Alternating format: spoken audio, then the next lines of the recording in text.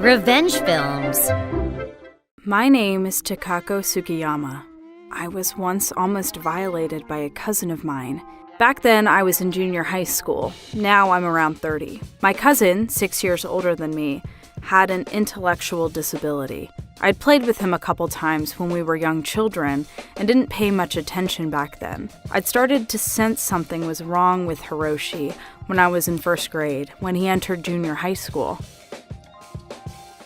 Hiroshi was only interested in me out of a few younger cousins. Sexual interest, no matter how you tried to bend the truth. We didn't meet often because we were so far apart, but going back to our family home during vacation, for example, he would peek while I'd be taking a bath. He would take my underwear out of my luggage without asking and would keep it hidden.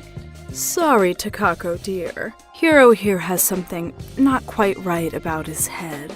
He means no harm at all. Plus, Hiro seems to love you dearly, Takako. So how about you become our child? I remember getting a bad case of the child goosebumps when my aunt would tell me this while my mother wasn't around.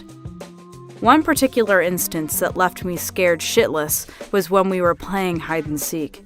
Another cousin of ours was it, and me and Hiroshi were hiding. I was hiding in a narrow space between two houses when Hiroshi followed me and said, Takako, honey, let's hide together. Being in the first grade, I only felt a small sensation of something off, but didn't pay it any more heed and let us hide together. Yeah, let's. Our cousin, who was it, went on looking for everyone, but 3 minutes hadn't passed since we started hiding when Hiroshi, who'd been hiding behind me, started to breathe wildly in my ear. Sirens to get out of there wailing in my brain, but before I could run for it, he grabbed my arm and prevented me from moving. You can't. We're still playing hide and seek. It was at that moment that Hiroshi passed a hand underneath my skirt and underwear and began to touch me. Hiroshi? Shh. Quiet. Whoever's it will find us. I had no idea what he was trying to do to me, but fear took over, and in an effort to get his hands off of me, I screamed toward my cousins who were looking for us. Hey! Hey! We're over here! We're right here! After that, I never wanted to be close to Hiroshi again, for some reason, so I did my best to avoid him, even when we were eating or playing. I must say, Hiroshi really loves Takako. Why not get the two of them married in the future? They make a perfect match. My aunt would say such things in front of my mother, who I looked at with eyes that begged for mercy. I hope you're kidding, sis. Takako is still in elementary school, and she's gonna find someone to marry on her own. Sweet relief. After that, Hiroshi's feelings never waned even after we left. Oh, Takako, I want to see you. Apparently, he would look at a photograph of me and pull a war cry like that. We almost never saw Hiroshi and his family again later on. But occasions like weddings of our relatives and the funeral of my grandmother left me without any choice but to see him again. But as you would expect, he would approach me or clutch his crotch as he leered in my direction. It was terrifying. By then, my mother had also noticed that Hiroshi had unmistakable sexual feelings towards me. And while she would protect me while she was around, whenever she went to the bathroom or whenever she left my side, even for an instant, my aunt would bring him over and say, "Oh, Hiro, you really do love Takako so much. Go on, touch her now while you still can." And Hiroshi himself would say, Takako, let's promise to get married, okay? To me, and was completely serious while I was in the 6th grade. I'd never been so scared in my life. My uncle was a witness, but he might as well have been heir. Then, one day, just when I started grade 8, while I was relaxing in my room, I heard my mother's voice and another shouting in the apartment's entrance. I wondered what was going on, but as I crept toward the door to take a look, my mother suddenly burst inside. "Quick, Takako! Get in your room and lock the door!" She sounded staggeringly threatening. I did what I was told and remained patient in my room after locking the door. Then was the agonizing, "Ah! Stop this!" of my poor mother made me want to cover my ears.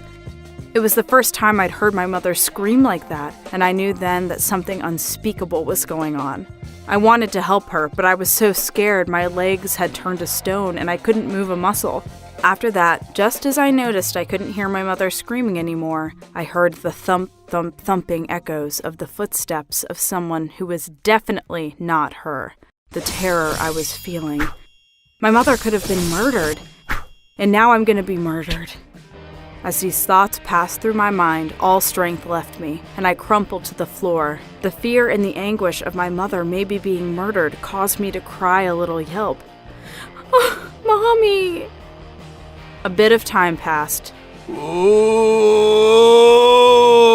Said the perpetrator-to-be, who'd made his way to my mom. He would rage a tantrum outside and wrench the doorknob violently to open the door. At this point, my terror had reached its summit and beyond. I felt a huge cold sweat, along with my blood rushing away from my face. I suddenly felt my vision begin to darken. Then, in the far reaches of my consciousness, I heard the lock break and saw a big guy I'd never seen before walk into the room. Oh!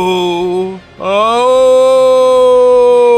Said a voice without words, smiling very smugly and drooling, very rough breathing. The guy suddenly straddled my body and pulled and ripped at my clothes.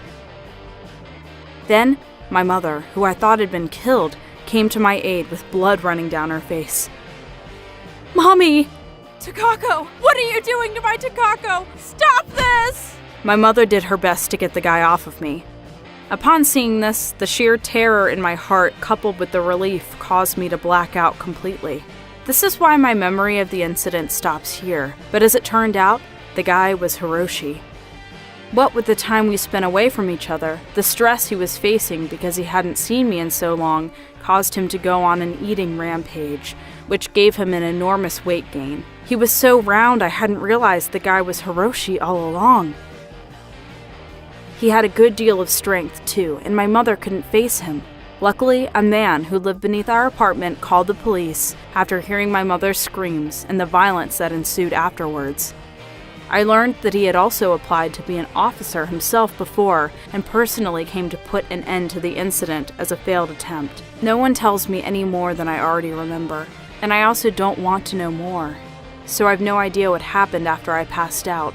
However, a woman who looked like my aunt from the shadows of the door said, "Takako is having periods now, and she's a full adult. Let's make a baby, LOL," and was cheering him on, leaving me traumatized. I still go to treatment to this day. Hiroshi and my aunt were later tried as perpetrators of a criminal case. In case you're wondering, my aunt was sentenced to prison.